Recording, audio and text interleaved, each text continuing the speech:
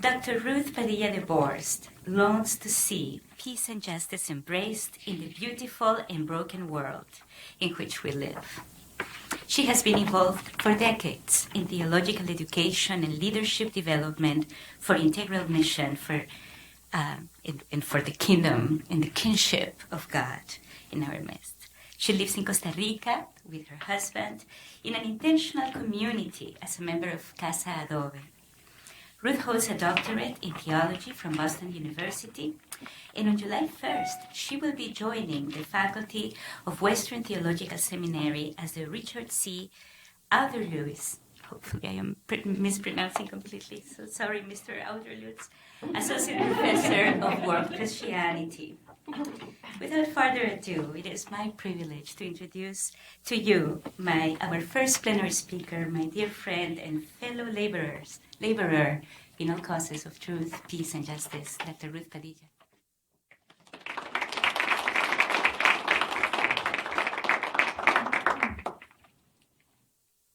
Yes. It's a joy to be back. I was here several years ago. And today we're talking about new creation. I begin with a place of never again. I rode by that place every day on my way to high school, downtown Buenos Aires, unsuspecting of the horrors hidden beyond the manicured lawns, behind the white walls of the very stately building. During the military dictatorship, 1976 to 83, almost 5,000 people were illegally detained and tortured at the Escuela Superior de Mecánica de la Armada. They were then killed by firing squads and cremated, dumped from planes into the Rio de la Plata, or buried in mass grave sites. A place of death. A land marred by human greed and violence, like Ukraine today, or so many war-torn places. Similar for ancient Israelites was the place their ancestors had named Valley of Achor, Valley of Trouble. It was there that Achan's sin of greed and deceit had threatened to destroy the people's relationship with God. There, Achan and his family had been stoned to death along with the silver he had stolen from the Lord. We see this in Joshua 7:24-26. This was a place of death, a land marred by human greed and violence. So in that context comes the cry of the people and the cry of the earth. Death has many faces for the beleaguered exiles who have recently returned to their land after years of captivity in Babylon. Their high hopes had been dashed. The land is slow in yielding its fruit. The leaders are hard of hearing. Self-appointed holy men serve only themselves. Oppression bites deeper when imposed by countrymen. Tables are set for pagan idols while the poor go hungry. Pagan practices crowd out any thought of the God of their ancestors. Their land is affected. It is now a valley of Achor, a place. Now, out of that desolation, out of this valley of death, some of the people cried to God.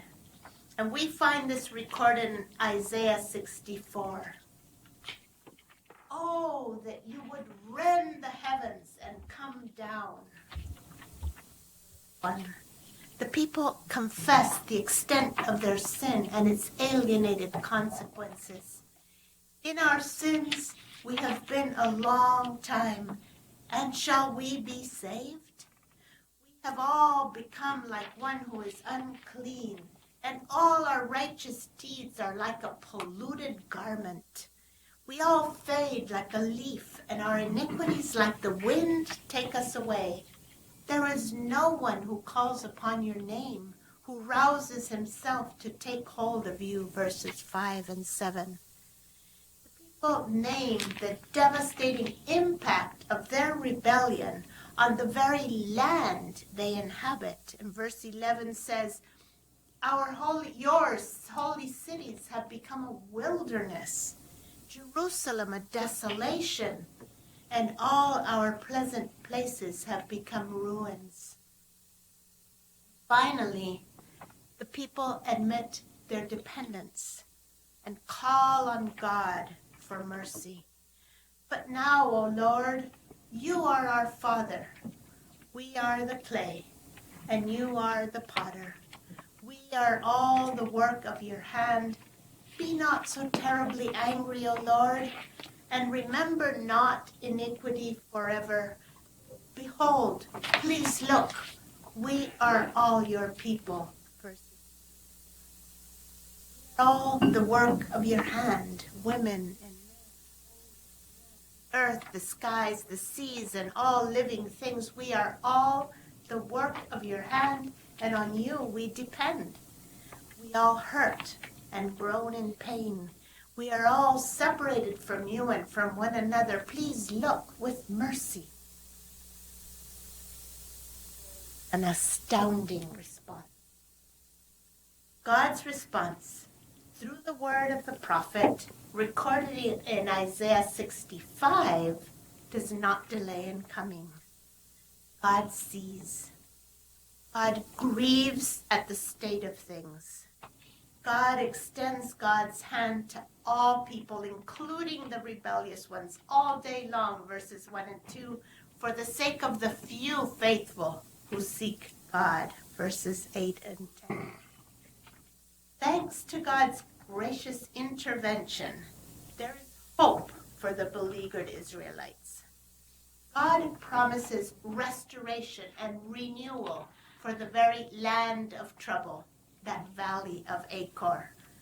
The valley of Achor, verse 10, shall become a place for herds to lie down, for my people have sought me. The land of death is now able to offer rest and to sustain the life of animals and of people. The relationships shattered by sin are mended by God's recreative hand. God, God's people, and God's land are again woven together in just relations that alter the social, economic, and ecological picture altogether. Now, this is not simply a mending, a patching, a piecing together of what's left to work with. The vision of the prophet, and you can note this to go back, Isaiah 65, verses 17 to 25, the portrayal of this vision continues in a staggering portrayal of complete recreation, a total makeover from the inside out. The God who in the beginning called into being the heaven and the earth affirms the following. Verse 17, behold, I create new heaven and new earth, and the former things shall not be remembered, come into mind. God who in the beginning looked upon creation and celebrated its goodness calls out, verses 18 and 19, be glad and rejoice forever in that which I create. For behold, I create Jerusalem to be a joy, and her people to be a gladness. I will rejoice in Jerusalem and be glad in my people. I want to rejoice again, as I did in the beginning, says the Creator and Sustainer of all life. Come and do so with me. I'll show you why. Now, with the transition to democracy in Argentina, the National Commission of the Disappearance of Persons, CONADEP, was called together. The report of the Commission's findings was published in a book that was titled Nunca Más, Never Again. In like fashion, the prophet lists the evils of a derailed creation and in very graphic strokes paints the picture of never again in the new creation. No more shall there be in it an infant who lives but a few days. Never again infant mortality from easily preventable diseases and polluted. No more shall there be in it an old man who does not fill out his days. Never again premature death, nor abandonment of the old to indignity as obsolete pieces of the production machinery. No more shall they build and another inhabit.